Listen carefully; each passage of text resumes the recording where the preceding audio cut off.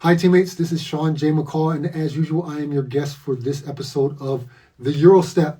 And before we begin, make sure you look at the bottom in the comment section. If you want to ask a question that everybody can see, you can do it there, or hit the question mark with the speech bubble, and only I see it, and I'll make sure to get the questions in as the interview goes on. So it's really cool if you got a question to ask, maybe I'll already ask it, but if you got a question, throw it in there. And then we're gonna get right into it because I've been waiting for this one for a long time. Jermaine Barnes is my interview. He's a dude, either you love him or you hate him. I personally love him. So, but he's a very opinionated dude, and that's why I wanted to have him on. He's outspoken on various topics. What I really wanted to have him on for was to let him explain his journey, because I think that's important. So I'm going to shut up and get him in right now. Where you at, Juice Man?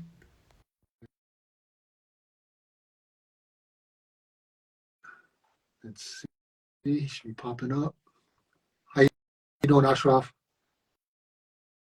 So, there we go. We got a picture. We got a picture over there. Jermaine, can you see me? Yeah. I can't see you. Get your finger off the camera. Hold on. Hello to everyone that's just joined. There we go. There we have it. It was on 360. Yeah. You just don't know how to use technique. That's actually true. All right, man. We're gonna get right into it. I've been waiting for this one for a long time. You will say that I didn't have you on. I didn't have you on my list, but I showed you I had you on my list. But what you gonna say? What you got to say? Hey man, look, you busy, right? You got 300 people on your list. That's what he told me. No, I showed you you were on my list actually. Don't lie. Come on. I can write a list right now too and put your name on it if it make you feel good. Okay. Anyway, so we're gonna move right on. All right. So this is a conversation, not an interview. This is a conversation. So speak your piece, man. I want you to feel comfortable on my show, and the floor is yours. So introduce yourself real quick for me. Oh, you don't have to worry about me being comfortable. I'm comfortable everywhere. I know. Introduce yourself, please, for those that don't know. I'm Jermaine Barnes, man. You asked the question, I'm gonna give you a straight answer. I'm here for you. That's pretty much. I'm here for you. Sean is my guy. I'm here for you, brother. You don't want to say where you from, what you do. I mean, we're gonna get into that anyway. So no, we're gonna leave it at that. I'm gonna leave it at that. Okay, look, we're gonna start back in high school. First question is about high school. All right. Okay.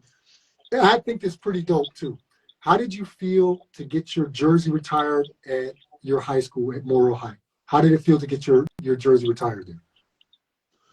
It meant a lot. Like I grew up watching a lot of high-level players come through high school, and a lot of them didn't get their stuff retired. And I took a lot of pride in playing for my school and my career and my coach, Jay Livingston. So when I left, I felt personally like I was the most successful player to come out of there, but I didn't, they didn't do it immediately. But after my second year professional, my coach called me and said, I'm doing it. I don't care what anybody says. So it was pretty cool. That's dope, man. I don't have my number retired, so I'm kind of salty on that. But you were highly recruited coming out of high school. Who was recruiting?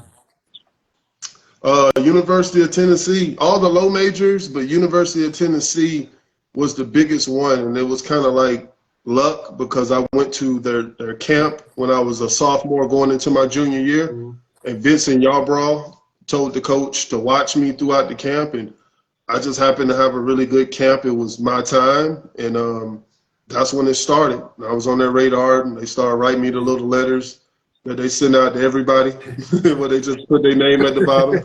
But it was Vincent Yarbrough. He was an All-American, first-team All-ACC. It was him that told the coach to check me out. What was it like the recruiting process? What was it like for you?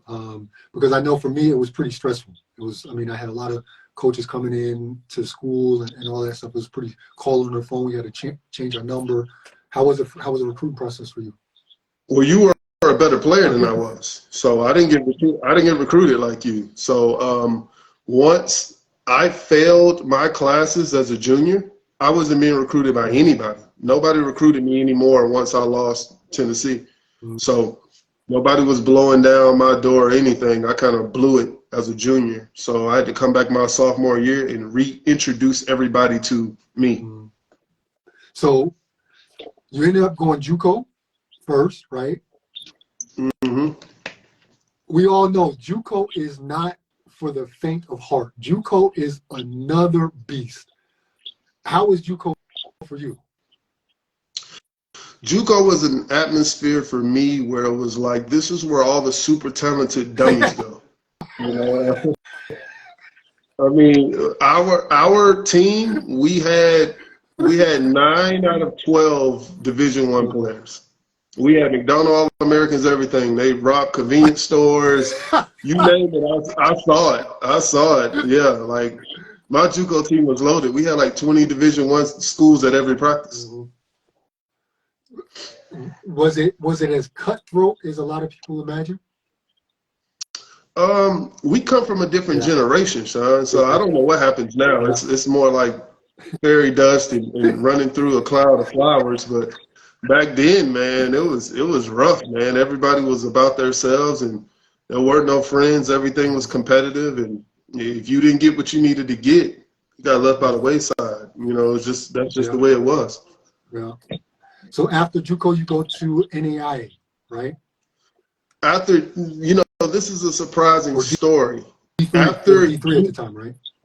After JUCO, like that's what I'm saying. After JUCO, I signed back Division I, but I didn't qualify because, you know, in JUCO you have to graduate. I had the GPA, but I didn't have the graduation hours. Right. So I signed Division I, but then I couldn't go. You signed? So I signed Alabama. Alabama.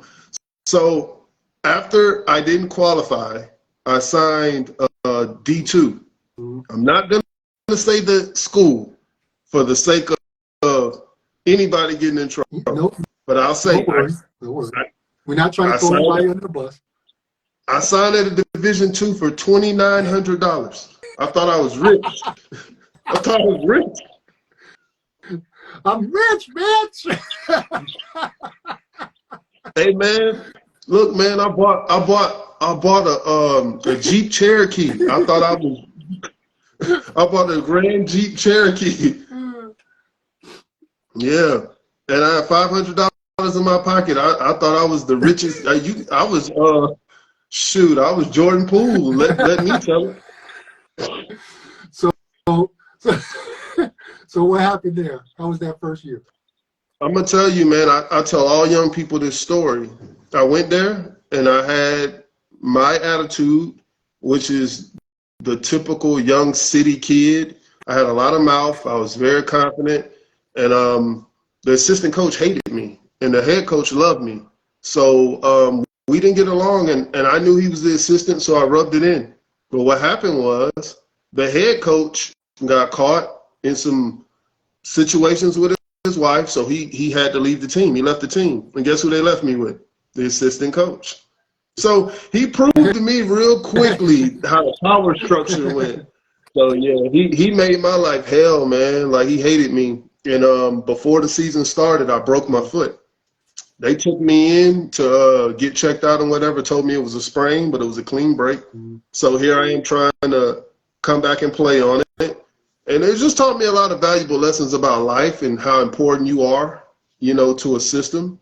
And, you know, it humbled me out quick. Like, it let me know, like, just how quick you can be on your high horse and how quick you can absolutely be nobody. So I had to. How quick you can have $2,900 in your pocket. And how quick that's gone, and the assistant coach who he was riding is now the head honcho. Like, he was like recruiting all these Division I guys. They'll come in and he'd be like, "Oh, shut JB down here and shit. I dunk on him and I laugh like, yo, you might need to go get another one. I would always rub it in. So like he was waiting for me. Like once it was his show, I was done for. Like he would like play me like 30 seconds and then bench me and then tell me in my face, I'm gonna make you lose your year on purpose. Like, yeah, man.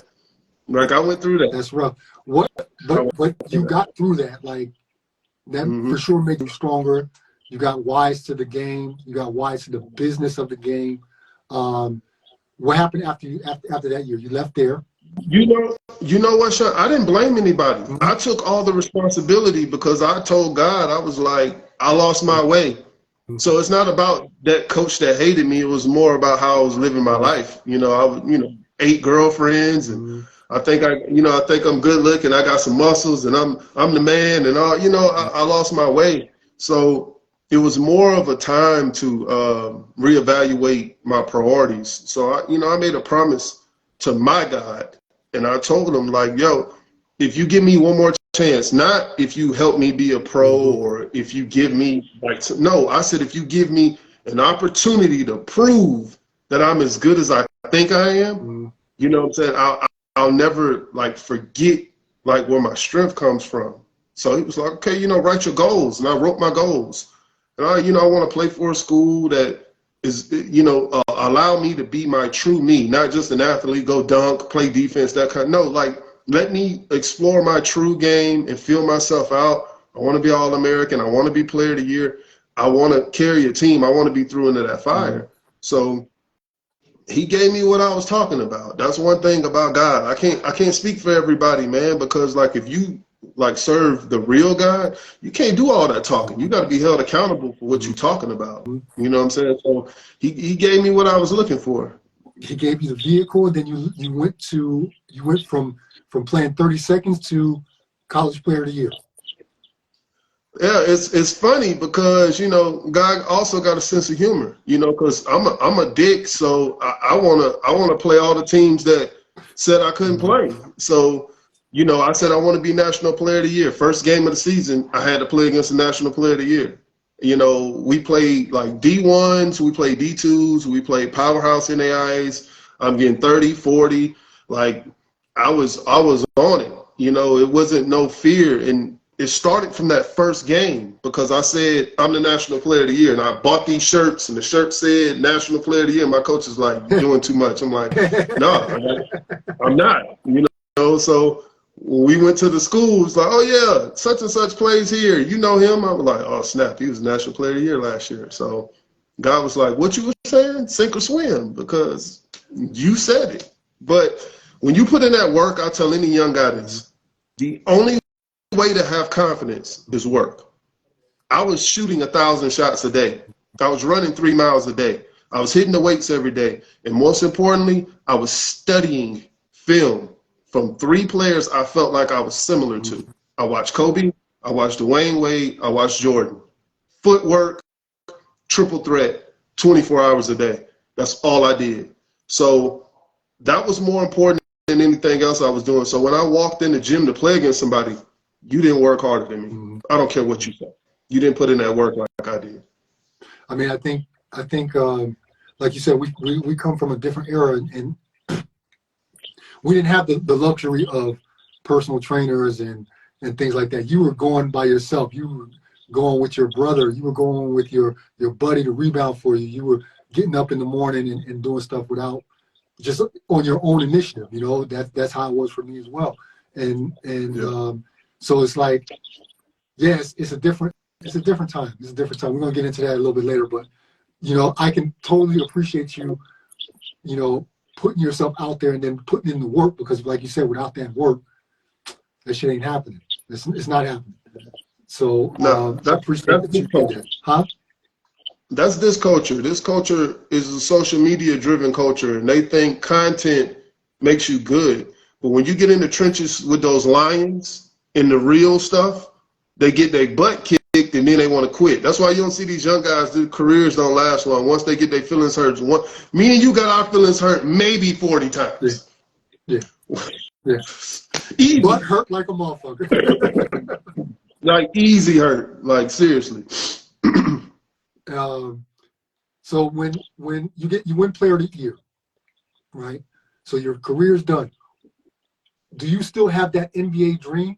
You bounced around. You didn't go D1. You didn't like where the Player of the Year was kind of like okay, I proved what I set out to do, right? Right.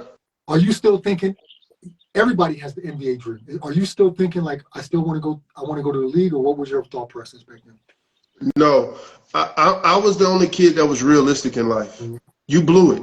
You blew it. You had, if you would have went to Tennessee for 4 years, maybe, Mm-hmm. but you didn't. You went to JUCO. You went here. You went there. You'll never go to the NBA. You'll never make it. So guess what you got to do?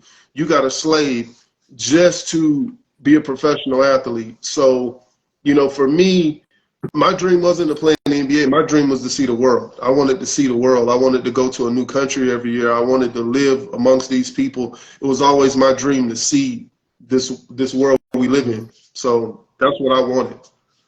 And so think back to when you were a senior. Did you have agents come talk to you? You just won Player of the Year. What was that process like? Nobody wanted me, man. Like, nobody wanted me.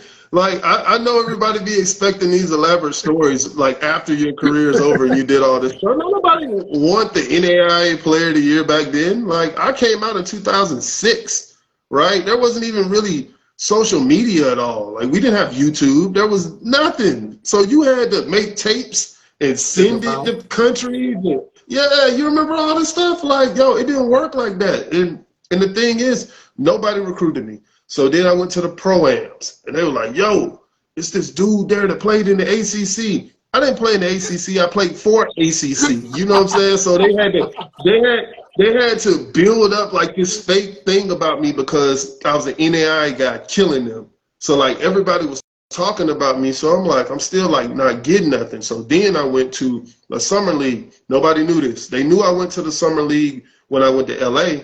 That was after like my 3rd year pro, but they didn't know about like my rookie year. And this is when Roy Ivey made me think that I needed to reevaluate my career because he was on the bench in the NBA. When I showed up, oh, I got a 40-inch vertical. I'm strong. I'm this, I'm that. He on the end of the bench. I'm about to show them. Yeah, that didn't work out. That didn't work out. The NBA looked different up close. Yeah, that's true. That's true. I had a teammate that we actually went. We were both from Vegas, and his name is Ron Riley. He went to ASU. He was the leading scorer until James Harden came through. And we played against each other in high school. Then he went to Arizona State, and we ended up being teammates years later in Austria. And he had bounced around a little bit in the NBA. He never stuck. But I knew what I knew from high school. This dude was totally different. And I mean, he never stuck around, but he was always close to being a league guy.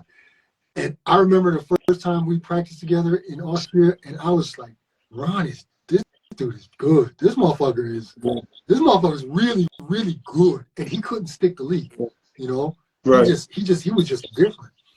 And it's a different beast, those guys, man. It's a different, not everybody is made like that, built for that, whatever you want to say. Those guys are on another level. I'm gonna say this, and people get mad at me for saying this. They always say I hate. You're a hater, you're old, you're this, you're that. I'm like, the people y'all say I hate on, I'm the same age. I'm just here to tell this generation, I've lived through 4 basketball generations. The 2 generations before mine is way better than we are. Way better than the ones now. It's not close. So if I'm hating, how could I be hating when I'm talking good about something I saw before? I saw it before, then I lived it, and now it's after. I'm telling you, what I saw is 50 times better than what's going on right now. They don't want to hear it. Like, they think Joker is the best thing going. No, the NBA doesn't want bigs. I'm telling y'all, Luka and Joker equals Larry Bird. But y'all don't want to listen to me. I'm telling y'all what I saw. You know, this is the guy that gave Dennis Rodman 58. But Dominique Wilkins, he gave him 60. It's like, y'all not understanding that these were superior athletes. This ain't no Draymond Green. So what would Larry Bird do to this era, especially with his mouth? It's like, come on, man. It will be over. Okay, we old heads, so, or at least I'm old head. You still a young puppy. but you got an old mind. You got an old Yeah, soul, right? yeah. So I'm just gonna open that can of worms. Since you already, I'm gonna just deviate from all the little questions I wrote here. We just gonna go all in right now. So generationals. We talked about that. You talked about that. Tell me, what does this generation have that our generation or the previous generation, what do they do better? I don't think they do anything better. They're In my more athletic. personal opinion, They're more athletic. no, no, this is what I'm saying. They don't do anything better but look good. I try to tell all these young guys, like, you know, Bruce Lee, the dude throw the board up and smash it, and he says, board don't hit back. These are cone babies. They look great in drills. They look great in the layup line. But when it's time to hoop and you hit them in the mouth and you throw stuff at them, they freeze up, and it's like, bro, I'm proving my point. The Miami Heat have a G League team. Like, they have at least eight undrafted players, and they're in the finals. That's never happened. That proves that your generation sucks. Like, oh, the Nuggets are really good. No, y'all are really bad. That's what it is. Like, you know, when we were growing up, like, for real, think about it, Sean. In our leagues, it was parity. The Atlanta Hawks was the highlight factor. Dominique Wilkins, you're going to get excitement. Michael Jordan, that was just another level of spaceship stuff, right? With, let's say, Samson and the Dream, you got the Twin Towers. Or even with Duncan and Robinson, you got Twin Towers. With Ewing, you know, you got a super version of the Bad Boy Pistons. Everybody had a different style. There was only one team playing like the Warriors, and that was the Warriors with Mitch Richmond, Chris Mullin, and Tim Hardaway. Like, everybody had style play. So every night a fan got to see something different, and then you have to be smart to figure out, oh, how do I beat this team? Because this is their style. Everybody has the same style now. That's why I'm a good coach. This is the easiest film to break down. Oh, we know what they're going to do. It's either a Eurostep or a three-pointer. I mean, this is not hard to guard. Like, come on. Listen, the IQ in today's game is terrible. Oh, yeah. We can break it down. That's why if you watch all my content and stuff that I post, I've been right for the last 15 years because they're all so predictable. Everybody's predictable. I'm like, this is easy. That's why nobody gambles with me, Sean. Like, nah, JB got inside track. He cheating. Like, no, it's just easy to figure this shit out. No, I got friends that are coaches, and that's the one thing that everybody says that they're super athletic, but the IQ was missing. The IQ was missing. Yeah. But I mean, big time. But think about it though. I know when I was growing up, my dad played, and he thought what I was doing was flashy. What I was doing wasn't flashy. It was just different than what he did. So every generation has their own kind of things. But I don't know. I tend to think that the game has evolved for the bad, but not necessarily because of the players. Of course, it has something to do with the players, but leadership. A big part of the rules. What do you think? Yeah. What do you think? I agree exactly with what you're saying and where you're going. Everything starts from leadership. And this is where everybody gets mad at me about the whole LeBron thing. For me, they don't understand that cultures are carried by the leader.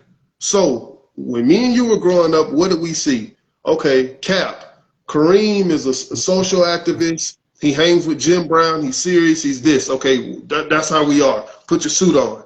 Okay, now what we get? We got Magic and Bird. We know the country's racist, so it's divided. But then, boom, them two came together and they saved the game. They got us on television. They're competitive. They beating each other up. They're at war. One's flashy. One's blue collar. This is great. Then what we got? Jordan, airtime, ball head, suit and tie, style, swag, put on your baggy shorts. I want to be like Mike. This dude is super competitive and he's fierce and he'll bite your throat. What do we get next? So, boom, we got Kobe and Shaq. Shaq ripping backboards down. Kobe is Jordan. This is incredible. Mamba mentality. You got to, I dislocated my finger, put it in place, go back out there and play. And now we have this guy.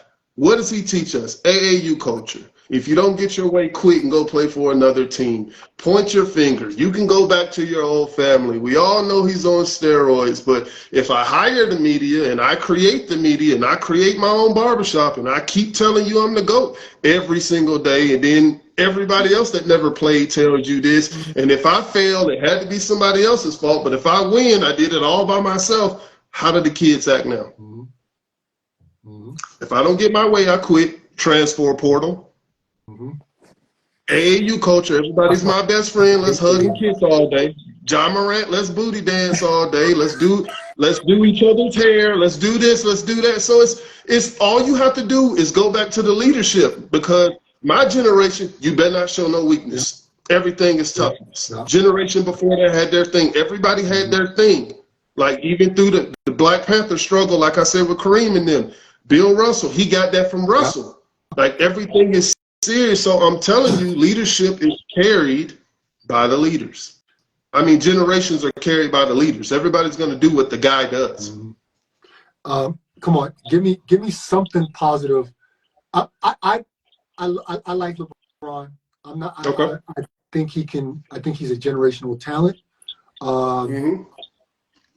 Give me something positive about LeBron, except no. I got to take that back. Give me something positive about LeBron, not including his wife, because I know that's the only thing you think. He did a great job selecting a wife. That was genius. I mean, he did a great job. I mean, I think LeBron James, I'm gonna tell you this. This is the real. I'm gonna pat myself on the back. This is the realest thing I ever say to you. LeBron James was perfect. He came into the league perfect. He was competitive.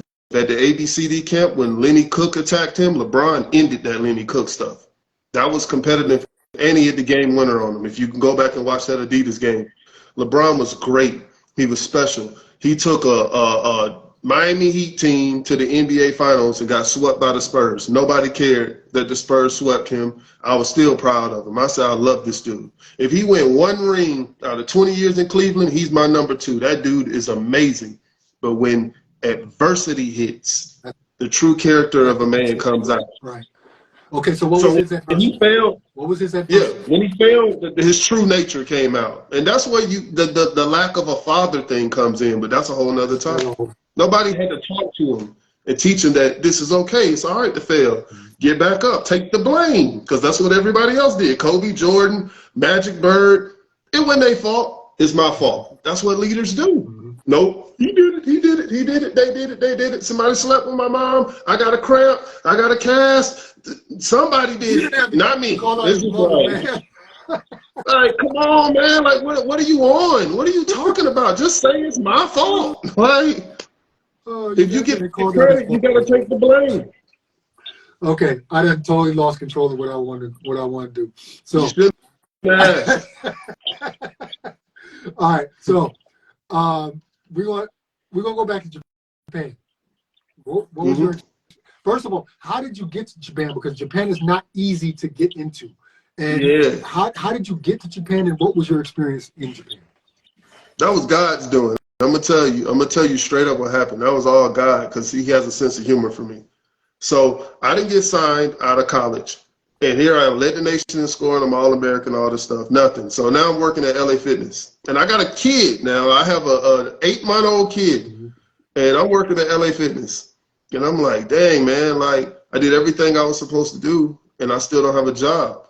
Like, something got to give. So I broke down around August 1st. I'm like, I'm not going to get signed.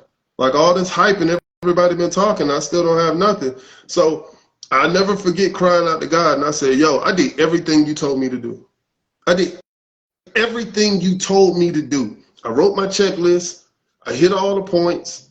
When you chastised me and said faith without works is dead, you out here scared to play against all these dudes, I went out there and I bit the bullet and all this, and I hit all my goals, and I ain't got no job. You told me you my God. Well, how you my God and ain't nothing happened? And he said, ooh, I like that. Let me crack this window. Let me crack the window a little bit. I get a phone call. I never forget. Koji said, this is the president. Mr. Barnes, I don't want to disrespect you. This was the phone call. I don't want to disrespect you. We like you. And I was like, okay. And he was like, but we don't have no money. And I was like, huh? And he was like, yeah, like, we want you to come play, but we only have $500. I was like, why you still talking? Send the flight. And he was like, wait, let me explain. That I said, I don't care where I'm going. When I get there, it's gonna come. Like just send the ticket. Like what happened was, man, a friend of the family gave a guy playing in Japan my information, and he sent it to a team. The team signed a 6'10" guy, which was that person's friend.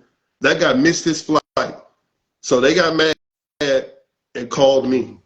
That's how it happened. And I ain't missing no flight. I was on the flight with one bag. 10 months in Japan, one bag. Look, a duffel bag. I'm ready to go. They were like, this dude's crazy. Yeah, man. I was out of there for $500. Hey, everybody got to start somewhere, man.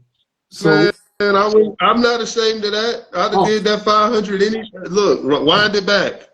No, I ain't mad at you, dog. 2011, you're featured in Slam magazine.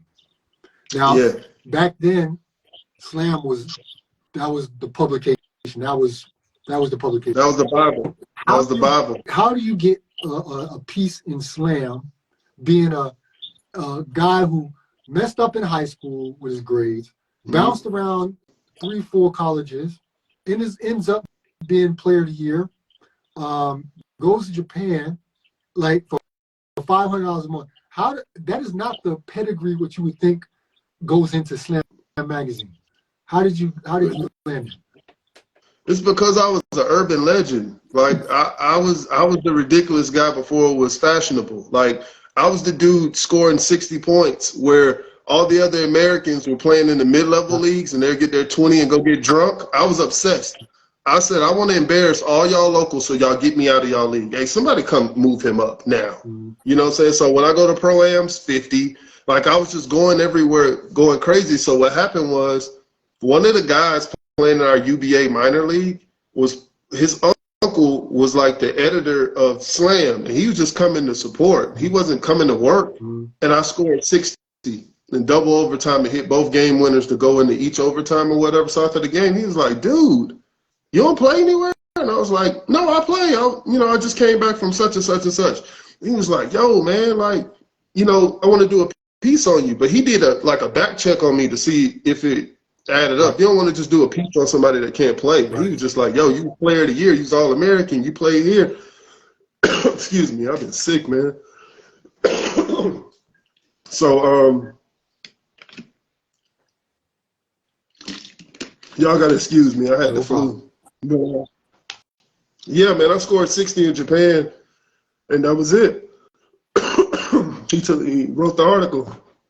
That's dope, man, because, I mean, I remember I used to buy Slam all the time. That was like a regular, and I probably actually even read your article back then. It's crazy. Now, here's where your story for me is like, this is some crazy shit. You play in Japan, you do your thing, you play in Pro-Am, stuff like that. How in the hell do you get selected for USA national team? Like, I mean, great question. I mean, it's your journey in itself, topsy-turvy, crazy. Yeah. But to be asked to come on the USA national team and represent Team USA, that just don't happen, There's got a lot of pieces that have to fall in line. You got to be doing major work. You got to know people. That's another level. So how do you get on Team USA? I'm gonna tell you this, and all the young people that's on here need to hear what I'm about to say. Patrick Beverly says he invested $500,000 in his offseason. LeBron says $2 million. Anybody that's a successful business person or whatever, they're invested in themselves. Every offseason, I was in somebody's face. I invested in myself every year. So I just scored 63 in the All Japan tournament, and I was watching one of my friends play in the Williams-Jones Cup, and the owner of it connected me. So at first, Eric Musselman was the head coach. So we were talking about me getting drafted by the Lakers G League team. That was the talk. But he ended up not getting hired. So they hired Kobe's dad. Now, Kobe's dad coached in Japan for 10 years for the Apache. So I knew Kobe's dad, David Benoit, that played for the Utah Jazz. He coached at Saitama. I was there. So everything aligned. So I got on. So I was just like, okay, I'm going to be a 12th man and I don't care. You know, it's going on my resume. I'm going to just be supportive and clapping, whatever. But the funny thing about it is I got one of my good friends hired as like the 4th assistant. You know what I'm saying? He was the 4th assistant. So it was Jelly, it was Eric Musselman, it was David Benoit, it was another guy, and it was my boy. I don't know how things always work out that way in my life, but everybody got fired. So Eric Musselman got fired. Like from bro, I'm like Forrest Gump, bro. I'm like Forrest Gump. You know what I'm saying? Like, it's a thunderstorm, and now all the shrimp come to my boat. You know what I'm saying? So, like, okay, so Jelly, something happened with Jelly. He couldn't come. Then David Benoit got in trouble. I won't say what happened, but it was serious trouble.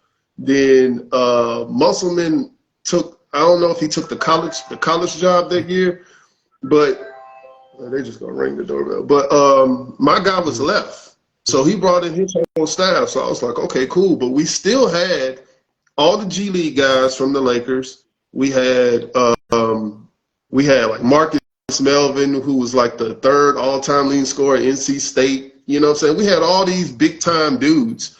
So I'm the only, like, the way I'm looking, I'm the only bum on the team. You know what I'm saying? So I'm just like, you know.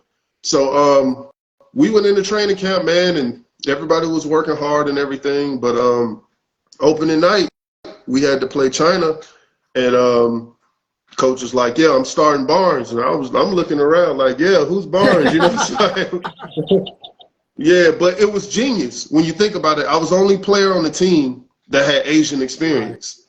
You see what I'm saying? And we were playing against, we were playing against all these Asian teams. Iran, who had 2 NBA players. The Philippines, they have so many NBA players. Like Jordan Clarkson plays for them. Andrew Blatch, all of those guys. So Jeremy Lin, Taiwan, and they had a second Jeremy Lin coming out that year. I was there, so all of those dudes was there. So him thinking as a coach, well, JB played in 4 Asian countries already. Like, we're going with him. So it kind of just worked out in my favor, and you know, and that's really what happened. And with Musselman, was that your connection to then getting on with the Timberwolves? How did that happen? Yeah. Now look, this is the funniest story ever. How the Timberwolves thing happened. They were scouting somebody else, right? So when you go national team, I don't know if y'all watch the NBA players play national team, but it's like 10 games in 12 days.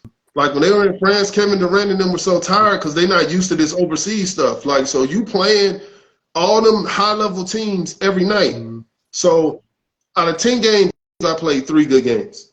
Out of 10, I played 3 good games. The 3 good games I played were the games the NBA watched. That's that FOREST GUMP stuff. China, Philippines, which was the gold medal game, and Iran. So it was like, it was just in my favor. So they was watching Andrew Blatch for Philly, and then Jordan Clarkson and them were coming up. And there was another guy that played for the Lakers that was on that roster. I outplayed the dude. Like, I outplayed him big time in that game, which is the videos they're always looping. And then we played against Taiwan, and the next Jeremy Lin kid was there. He was in Minnesota Timberwolves training camp. I tore him apart. So that night, Flip Saunders and Sam Mitchell called me, and they said, is this number 8? They didn't even know my name. So when I hear these WNBA players say, put some respect on my name, man. Kevin Durant and Iguodala calling me, yo, you call me whatever number you want to. You know what I'm saying? Yeah, this 8. Yeah. So basically they were asking me, like, where'd I come from? Like, same thing you're saying, how you even get on this team? Like, that type of stuff. Like, we tracking everything. Like, you know, who are you? You under the radar. And it was like, yeah, so now everybody's like really getting to know me. So they were like, where are you going to play? And I was pushing hard. This was going to be my first year in Europe. I was pushing hard to go to Euro Cup. So I was like, I can't go Euro Cup now because if I get cut, because me, you know how hard Euro League is, Euro Cup, you know, Euro Challenge or ABA, Adriatic League or whatever. I was like, I can't afford to get cut with them looking at me. So I was like, all right. And it's going to be funny if my coach ever finds this video. So what I did was I did all of my research on bad teams that play in good leagues. So I found the worst team, and I called the coach myself. And I was like, yo, my name is Jermaine Barnes. And he was like, I know who you are. And I was like, I'm playing for you next year. And he was like, I can't afford you. And I was like, you don't know how much money I make. And he was like, we can't afford you here. He was like, we watched you play on the national team. You're a good player. I was like, where are you? And he said, I'm in Turkey. I flew to Turkey and met him. I showed him all the messages from the NBA, and I was like, I need you to have my back, and I'm going to have your back. And he told me what his budget was. I took the budget, but I said, leave me alone. Like, let me be me. And he let me be me. And Sam Mitchell called me and said, hey, young fella. I said, yep. He said, you doing your thing out there? I was like, yeah. He was like, you ready to come in? Yep. He said, I need you here like on the 25th. I was like, I'll be there on the 1st. And I was there early up at, you know, where Prince made Purple Rain. I was up all through there just waiting. Yeah, man. Yeah, I was there. I was there, brother. I was there early waiting. So, yeah. So look, how was that? Sean, for the young kids, they didn't pay for me to come. He said, be here. Not, we're going to send for you. No, be here. There's a difference. Nobody paid for me. That's a difference. Man. Hey, okay. I'm going to skip over a couple of questions because I got to ask this question. I got to make sure I get this one. I got to read. Okay. This is such an important question to me. I'm going to have to really read it. So I've been dying to ask you this question. But I got to set up the question with some facts. Okay? So just bear with me right now. And you're going to laugh once I start because you're going to know where I'm going. Tonga is a small Polynesian country that has 171 islands, but only 45 are inhabited. The total population is about 105,000 people. And my question is this. How the hell did you manage to play for the Tonga national team?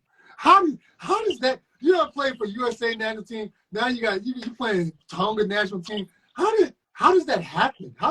Dude, we got to make a movie or something. I ain't got no money. I can't be no producer because I ain't got no money. But come on, man, you can't tell me this dude went messed up in school, bounced around JUCO, NAIA, went to be an All-American, played in Japan, I don't know where else, and then ends up playing for the Tonga national team. The floor is yours, my friend. I'm Forrest Gump. I keep telling you I'm Forrest Gump. Listen, basketball, Forrest Gump. I tell young people all the time, be prepared for everything always. Now, if I was ready, no, man, listen, I'm ready for everything always. Always. So the guy that ended up being the coach for our national team ended up being the coach for the Tonga national team. So he called me and he said, hey, you want to play with us? Da, da, da, da. And I said, yes, it's off-season. I have to stay in everybody's face. Yes, man, I'm going. That's what happened. You know this better than anybody. This business is all about relationships and availability. Yeah. If you produce and you know everybody, that they need somebody they can count on, they're calling you. You know, but if you're not in everybody's face, you're not going to play. I was just always ready. How do I understand this? Are you a citizen of Tonga? No, I'm not. I was just an import. But this is a national team. This is not a league team. Yeah, man, they do that, man. And, you know, like I don't want to say too much, but if you notice in Lebanon, man, hey, listen. If you notice in Lebanon, like in Lebanon, they sign these Americans and they say, you got a passport. Yeah, I have a passport for a year. How you get a year citizenship? Yeah, man, it happens. Okay. Middle East, Asia. Okay, my show is not like ESPN. I'm not trying to throw nobody under the bus. Okay, I got you. Now, let's fast forward. Let's talk Dominican Republic because I think I read somewhere that you're like the owner of everything basketball in the Dominican Republic. So you're like the mayor, you're the commissioner, you're the owner, you're a player. you like everywhere down there. So, Dominican Republic. I can't even tell. I can't even tell what you do down there. You just like, I don't know. You just like everything down there. Tell me, what the hell do you do in the Dominican Republic? I live in the Dominican Republic, man. Like the thing about me is everything has to be credible, right? People just do things, but if it's not credible, like it doesn't matter. You know what I'm saying? I see people like in the country or in any other country doing events and stuff, and I always say to myself, it doesn't count, so nobody cares, because people that understand ball, they gotta have something that's certified. You know what I'm saying? So I played in the DR in 2012, 13, and 14 for all their leagues. And for 10 years, I was building my business there, and I was building my relationships. And it takes that long in all countries to do business.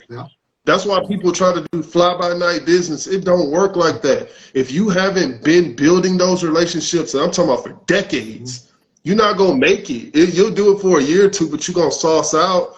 So I had already knew when my career was over how I was transitioning in business. So, yeah, like I was just, I met with all the people that run the arenas. I met with all the federations. I knew all the teams, all the coaches, you know, so I was just kind of waiting my time. And my last year playing, I was in Germany with you, and COVID hit. So when COVID hit, we couldn't really move around like that. But I was lucky because my president gave me a visa, so I could still travel and move around. Yeah, so I went to the DR, man, and everybody was struggling. And here's that FOREST GUMP thing again. Nobody really was like making money or having money. So, you know, talk to the right person under the right table. I bought my first team. So I was like, all right, I have a team. And in order to get a team, it's so much green tape. You know, you got to have land. You got to do a lot of different things. So I was already prepared for all of this years in advance, man. Like I said, it's 10 years in the planning. So you really can't be disrespectful in any country or ruffle feathers or try to be bigger than what they are. So you take your time and, you know, you play their game and good things happen. So for you to ask like what I am, I'm a team owner. I'm in the federation. You know, I have a lot of pull. I know everybody, but at the same time, you know, I think you can read between the lines. I just find it crazy amazing that you how you develop, and that's why I wanted you on the show, just to show like you're more than the outspoken dude. There's some thought behind what you're doing. There's definite thought processes behind the things that you do, and you're not just the outspoken guy that talks crap about everything, but you don't get you don't get to where you are at without, you gotta be lucky, but you gotta plan, and you gotta pay your dues. You gotta do all of that, and that's the thing that I really wanted to have you on, just to let people understand that you don't have to be a D1 dude to have success. You don't have to be a G League guy coming overseas to have success, you know. And your road was crazier than most. It was crazier than most, and you still were able to the things that you've experienced. I mean, it's crazy, you know. And I got mad respect for you, man. I got, you know, here I'm gonna put myself on blast right now. You are, you know how Jordan used to say like Barkley and also what was his name? The dude that they had and then traded him away. And he went to the Knicks, the four-man. And he was mad when they traded him. Oakley. Like Oakley and Barkley, they were like the outspoken ones, and they did all of that, all the stuff that he wishes he could have done. But because he was Michael Jordan, he couldn't say something. He couldn't do something. You know what I'm saying? Right. And for me, you're Oakley and Barkley. You're the guy that says or does a lot of the shit that we think about. And sometimes I see your post, I'd be like, oh yeah, he right about that, but I would have never said that. You know what I'm saying? like I'm like the diplomatic dude. You know, I try to, you know, Yeah, for sure. For sure. You that dude, right? So, and I'm looking It's a like need. this dude It's is a need, crazy. Sean. It's a need for people like you, Sean, because people like me, I have my gift and my thing. People like you have your gift and your thing. Me and you would be partners, Oh and yeah, I'll be like, here's the plan. Sean, go in there and rub her hair and tell her, you know, what she need to hear and get this deal done. Like, she don't need to know, like, I'm not arrogant. You're smart. So this is what I try to tell a lot of young people. Social media is a platform. I give you what I want you to see. But everybody that knows my real company or the business that I really do know you don't just get that. You had to work. Man, I have 4 FIBA licenses. I wasn't in Germany just coaching. Like, I was in school the whole time. My president was sending me to all the schools, all the classes. I was getting licensed all the time, bro. I was ready for transition way before I even retired playing basketball. Like, I met with Eurobasket and FIBA when I was 24 years old. I started my company at 20 years old. Like, but nobody like understands all of this. Like, yeah, you can. Oh, I don't like him because of this. Hey, man, any real business person, because I do business with real companies. When we had our podcast, it was like, how is like LeVar Ball was on ESPN with Stephen A. Smith, and the next night he was with me. They're like, wait a minute, wait. Like, this stuff just don't happen. You know what I'm saying? Like, this stuff ain't by chance. Like I really work. yeah. Like, I spent 24 hours in the gym on my game, and then I was working on my company. Like, we sleep 2 hours a day for Yo, real. I can But attest people to just that. don't. I can attest to that because we hit each other up, and I'm like, yo, dog, it's like 4 in the morning out there. What the fuck you doing still awake? Yeah, man. Yeah, man. Time is short, man. You know what I'm saying? Time is short. And I love Muhammad Ali. And, you know, he had a big influence on me. But like he said, man, like, time is short. I don't have time to tiptoe around and make people feel good. And, oh, I want everybody to like me. I want to make it clear. I don't care who likes me because I Exactly. like me. Exactly. And that's exactly. I was telling somebody this morning about you because he didn't know who I was having on. I was like, you know what? This dude, he don't care if you like him or not. If you like him, cool. If you don't like him, cool. He don't care, and that's something that a lot of people can't handle. I also can't. I'll be first to admit, I want people to like me, right? Right. And that's just my personality, right? But Right. I'll be looking at you sometimes, and I'll be like, this dude, man, this dude is crazy, but he fucking right. He's so right now. Yeah. Yeah. I mean, that being right thing, man, you know, I had to learn about a lot of valuable lessons. Of course, You have a lot of hard of course, times. That being right thing, you of know, course. it's it's difficult, but you know, like I say, I mean, I'm appreciative for you bringing me on and asking me these questions, and I'll be the first to say it. I appreciate your content and the things you speak about, people getting scammed, and it's a lot of this scamming going on out here. But as I just said, as LeBron said, as Patrick Beverly says, you do have to invest in yourself. But like Sean says, be wise. Investigate and study Yeah, what you're investing in. Don't just invest and then, oh, everybody's scammed. No, you're you stupid. got Nobody's scammed. scammed you. You're dumb. You got scammed. Yeah, Yeah. yeah. Yeah, so I love a lot of what your content is and what you're talking about, man. Hey, man, Keith Kloss just chimed into your thing down there. Keith Kloss is the all-time leading shot blocker in NCAA history. 7'4" dude that the Clippers kicked out of the NBA because he was crazy as shit. But that guy is the guy that brought me in to the summer league. He got me in the Drew League. He took care of me. He looked out for me when I was in Cali. He saved my life from all the gang members that was about to shoot me when I was talking too much trash to Julius Hodge. Like, yeah, Keith Kloss, that dude saved my life. Hey, okay, so we're running low on time. I got 5 phrases. You tell me the first thing that pops in your head. Okay. Okay. You're welcome to overseas basketball. My welcome to overseas basketball moment. You know, I'm gonna take a different twist with this one. When I When I was about to go into the NBA, there was a guy that was playing in Greece. He's from Georgia. They called him Mr. Georgia or Jump Georgia or something. He went to Michigan. I don't know if you know him. His name's Brent Petway. Brent Petway. He was the NBA G League. Look him up. NBA G League's Defensive Player of the Year. So I had to play against him in the Pro-Am. So this is my welcome to high level moment, like you said, overseas pro, whatever. So I scored 20 points on him in the first half. And I said, I'm going to the NBA. He's the NBA G League's Defensive Player of the Year, and the Trailblazers bring him to training camp every year. I'm better than him. It's my time. He's 6'8", 69,000-inch vertical. I'm better than him. I'm better than him. Brent Petway, you can make a little clip and send it to him. He heard me because me and my boy Freddie Williams talked so much trash. He heard me. He just nodded at me. He said, okay.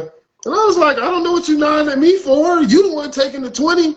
Like, you can nod some more. I know where I'm going now because you're the standard. Defensive Player of the Year. I finished the game with 22. He blocked everything. I was shooting mid-range. My mid-range is so high, my arc's so high. He was catching them from everywhere. It's like Wilt Chamberlain blocking a Kareem Skyhook. It's just like, how you get that? Yeah, and he just let me know real quickly, like, there are levels. There's levels. You know, I'm working on my game. You just woke me up. I always tell people all the time, man, I never thought I was good. I'm just competitive. It's going to be war, and then afterwards it'll be like, hey, man, good game. Yeah. But I'm going to compete. I want to see it. If you better than me, I'll admit it. I was better than him for one half. Okay. Kobe. Kobe Bryant is everything. I think he's special. I love Kobe Bryant. I think we lost something special. And the thing I love about Kobe is his development and transitions as a man. And I'll tell every young man this: there's nothing wrong with being young and stupid. It's a lot wrong with never changing. Kobe went from a young, arrogant guy. Kobe learned 7 languages. Kobe outed a lot of his teammates, and he felt like he was invincible. And then when life traded on him, he took it. He faced the media. He faced all the repercussions. He took all the things with the infidelity with his wife and all that stuff, and he still came to work, and he still competed. And he didn't make any excuses. He didn't point any fingers. He raised his hand and said, it's on me. And I watched a man develop before my eyes. He went from somebody I hated to somebody I loved. It's funny, a lot of people say that. A lot of hoopers say that same shit, and I was the same way. I didn't like him for a long time. I respected him, but I didn't really fuck with him like that. But after going from the courtroom, getting on a plane, going to play in Denver, that dude went through it, and he never complained.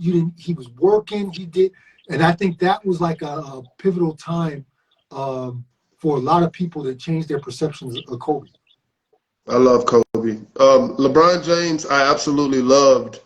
And then when he lost and went to Miami, it was like a reverse Kobe thing. So I didn't like LeBron based off the things he handled as a man. Yeah, it reversed. So I was a Bron guy that changed to a Kobe guy. It's funny how it flipped like that. Yeah. But that's just manhood stuff. I'm going to just go ask you one more. Give me advice to hoopers that play in small schools. Be realistic. Yes, like, brother. Yes. Huh? Preach, brother. Preach. Yeah. You got to be realistic. You know what I'm saying? Let me tell you something. I want you to visualize this. Every time you make a mistake, go down 10 feet. Every time you make a mistake, go underground 10 feet. Me, I was supposed to be Division I, so I'm level. I messed up. I go JUCO, go down 10 feet. All right? You played D2, but then you messed up. Go down 10 feet. All right, you played in the IU's Player of the Year. Oh, you go up 10 feet. All right, now I'm in Japan. I score so you go up 10 feet. It took me 4 years overseas just to get level, just to get the respect back. Yeah. Right? Yeah. Some of you guys played Division III and average 5. Go down 50 feet. I want to be a pro. no, you can't be a pro. So take your ass to camp, spend the money, do everything you can with people that know what they're talking about, and stop being arrogant. I don't care about your LA Fitness highlight tape. I don't care about, you know, your ball is life street ball event. Hey, none of that ain't pro. You got to get level, guys. And just because you do one good thing don't mean you back neutral. You got to get back up to being level. And then once you level, that's when you starting over. And just you still at the bottom. Make it. Yeah. And even if you sign a contract, that don't mean you made it. That means you got to work harder. This whole thing ain't for everybody. You have to continuously work. Every year you got to work because you might not get a job. I hire people, Sean. I hire people. And they send me these resumes, and I'm like, no. Well, I feel like, I don't care how you feel, I'm the consumer. Exactly. Yeah. We're the consumers. Yeah. Listen, I'm gonna say this, Sean. There's so many hoopers. I mean, so many. We get 1,000 seniors a year from each division, so that's 4,000 seniors. Not to mention returning pros coming back looking for jobs. And Sean, I tell them like this. I'm 4 levels in the business. I played, I coached. We talking pro. Yeah. We general manager, owner. You can't tell me I don't know what I'm talking about. I done did 4 levels of it. So we don't lie to you. We just know what we talking about. I'm not the make you feel good guy. A guy asked me, did I play Georgia perimeter? Yeah, we lost to Georgia perimeter. They whooped our ass. Yo, man. I had 20, but we lost by 20. Yo, hey, so I should have had you on sooner because this is one of the best interviews I've ever done. Hey, Sean, I wanted to say something though before we go. Well, you were I met you through a friend because you were out coaching in Europe, helping out with the Euro Pro Basket. Yeah. Right now, a lot of young guys are coming out of college, going to these academies and stuff, and they don't have the opportunity to get the exposure they need. Yeah. One thing that Sean said earlier is one thing that I do. I want all the young people to know I fought for our people to get opportunities. So let's say, for example, Germany only allows 2 Americans, for example. If Sean's in the Germany Federation and he fights to make it 3, and he starts an academy, and they allow 3 across the league, and they allow you to play in the league, and they allow you to get film and experience, and you get to go through the hardships, because that import that's making money, if he play bad or practice bad, he's cut. You get to stay. Yeah. If a person charges you for that, that's a priceless fee. Yeah. So never get people that are giving you real opportunities mixed up with you getting scammed. Yes, sir. That's one thing my company provides openly. I give experience to people that have the ability. If you stink, I'm not helping you. I'm going to tell you in your face, you should find something else you're good at. But if you got a chance and you got talent and you listen and you're humble and whatnot, yes, we're open to it. Like our league, we pay all of our Dominican players and we pay all of our imports, but we also take academy guys and they pay to be there and they get experience and opportunities. If you kill, I personally send those players to Europe. I have partnerships with over 12 teams. Like if you check our track record, I've placed over 450 people overseas. That's open news, documented. So we have the relationships. It's just about who's willing to sacrifice like me and Sean did. We sacrificed. So you want me to skip steps for you? I'm not skipping no steps for you because I had to do it. Don't look at my end result. Oh, he made it all the way to the league. No. I played in 15 countries, and I ate shit in half of them. So, yeah, it wasn't no just, oh, NAIA, I was player of the year, and now I'm in the NBA. Yeah. Shit me? There was a lot of $500 a month nights. Man, look, I was listen, my rookie year, I was in Japan, 2nd division, $500 a month. The next year, I signed BJ League, and they cut me because my agent wouldn't get out of the way. That's a true story. They loved me. That was David Benoit's team. They released me because my agent, they didn't like him, or the guy representing me. So I had to get rid of him. Then the next year I went to Saudi and I made a lot of money. Then I went to Mexico and made a lot of money. I was bouncing all around everywhere, making good money. And that's when I went national team. And then I started going to Europe and whatnot. But it was a process. Like, it wasn't no just, I'm here. And there was a lot of times I could have quit because I didn't get my way. It's not my fault that agent did that to me. Well, what are you going to do? Like, there was never no quit. I love this game. I was obsessed with this game. I loved it from the very first day. I love it today the same way. So these young guys, when y'all say y'all love something, but as soon as you get a boo-boo and you quit, you never loved it. And we know that. We know what it looked like when you just faking. You guys need to admit that you're content creators and not basketball players. You can't trick us. You can't trick us. I know if you hoop or not. Y'all want content. You want some shorts. JB, just say, JB, send me some shorts. I'll send you some shorts. We got a lot of shorts. We got a lot of shorts. Crazy, man. Got plenty of shorts. Sean, send them some Germany shorts. That's all they want. That's all they want. Nah, shorts. No, I'm good. I got my little jerseys back here. I'm good. I ain't saying nobody shit. Hey, Sean, I'm coming to Germany in August, man. So I'm staying with you for at least 2 days. Just mess up your house. You here. I got room. Yeah. I got room. I'm coming. I got room. Okay. Hey, look, our season is October to January. So you gotta come in for a game, man. You got to come in for a game. Man, I got a normal job. I teach kids, man. I just got off work a little while ago, messing around with some kids and some parents, man. I can't be flying to DR for a couple of days, man. Come on. You might get a divorce fucking with me. Hey, don't get me in trouble out there. Don't get my son watching this, man. You can't be getting me on and throwing me under the bus. Talking about my wife. Listen. I just be talking. I'm just talking. But look though, we just signed a deal with the Spanish Basketball Federation. We're doing their preseason 2024. I'm bringing the first Dominican team ever. Like, they've never done this partnership. So my team, the GIE team, the Immortals, I'm bringing my team to Spain, and we're having a big preseason tournament. So, yeah, you can come to that. That might. There you go. You can come to that.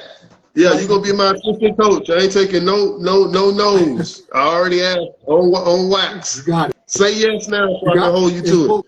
It's booked. I got it. I'm with you. Okay. I got you. We good. So, man, good. Get your butt up out of here. Go on with your family. I know you in back home before you fly back to DR. But thank you, man. I appreciate you. Appreciate you coming on.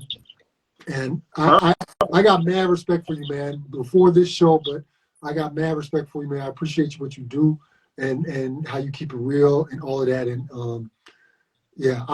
we gonna talk. I ain't gotta. We gonna talk. Well, I mean, if I can say on your platform, like I say, I did all the ESPN stuff. I did Fox stuff. I've done it all, and I never not watch content. And I love the stuff that you do. You're very honest and transparent with these young people. You're very patient with them. It's needed, and you need to be commended for it, and I love it. That's why I said I'll come on. I'll never big time anybody, number one, that played the sport at a high level and that has enough love and respect for it to still try to give back to it, man. So, I appreciate you a lot also, man, because without guys like you, I wouldn't have made it. You know what I'm saying? It always takes guys like you. So a lot of these young people need to appreciate what happens, the events we throw, the camps we throw. I'll never forget our college coaches used to throw summer camps away. If we didn't have those outlets or opportunities to get seen, man, where would we be? So, yeah man, I love what you're doing, brother. Man, I appreciate you. We're going to talk. And, I hope the people out there watch this and understand that grind and what you do and not just see the loudmouth. I love the loudmouth. And I'm gonna keep pushing on the loudmouth. But I hope people see that other side to you, man, like I do. But I know you don't give a fuck. So I don't know what I'm saying right now. I feel like you taking jabs at me, Sean. I'm not taking jabs. I'm being 100, man. So get on up out of here, man. Go. Bye. I'll talk to you later. Yeah, man. Yeah, we'll be here talking all day. I told you I was gonna get you counseled today. I did good. I didn't say that crazy. No, bro, this is my show. This is my show. Get on up out of here, man. Let me say goodbye to these people. All right. All right, peace, dog. So, people, again, I love, it's different when you have somebody on that you really respect, and it's a different vibe, and that dude right there, man, one of the realest dudes I know, and he's one of those dudes, either you love him or you hate him. There's no middle way with Jermaine, man, and those are the types of dudes that I really appreciate, and yeah, so people, there is, I'll be taking a break off next week. I will not have an episode. Probably the week after I do. Yeah, I appreciate you if you stopped in. If you're new to the program, I hope you come back. If you're one of the old heads that have been watching for a while, I appreciate you as well. Friday, my content will be different. I'll be broadcasting from the World Games of the Special Olympics. So I won't have my normal content, but I hope you guys tune in because that's something that's really important to me.